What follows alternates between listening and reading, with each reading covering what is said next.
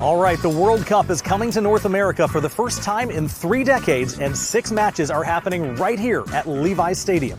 Here's what to know. First off, 2026 will be the biggest World Cup ever in just about every way. It's the first time there are 3 host countries, Mexico, the U.S., and Canada. Mexico's done this twice before, and the U.S. hosted once in 1994. So why do we need all 3 this time? Well, a lot's changed since 1994. Back then, the Bay Area matches were played at Stanford. It was the biggest stadium here at the time.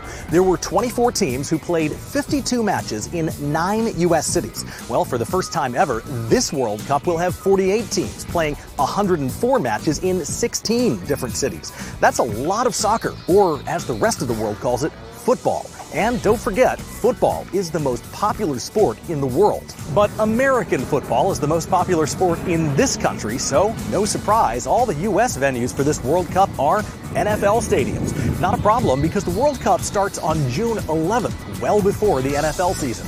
And it starts with the group stage, where the 48 teams split up into 12 groups of 4, and all 4 teams in each group play each other.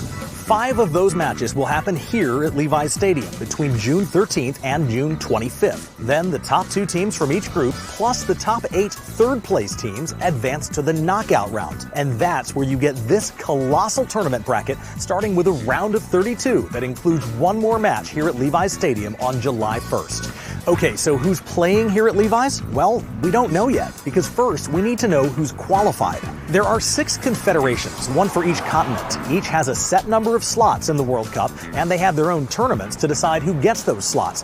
At the end, 6 countries that don't make it can enter a playoff tournament for the last 2 slots. Now, some teams have already qualified, including Argentina, the defending champions, and the 3 host countries qualify automatically, so we already know the U.S. will play its first match in L.A. on June 12th, a day after Mexico plays the opening match in Mexico City.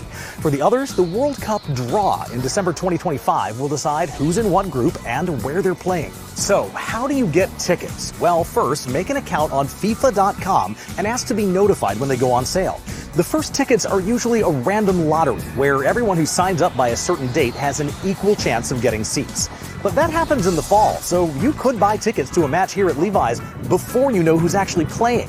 Then, in December, they'll have the draw, and once we know who's playing where, they'll release another batch of tickets, first come, first served. If you miss out on that, sometimes there's 1 more random lottery for last-minute tickets. Now, pricing was simple last time. Cheap seats were about $70 in the early rounds, and really good seats were about $1,600 for the finals. But this time, there's talk that FIFA could use dynamic pricing, which could make this the biggest World Cup ever for your wallet.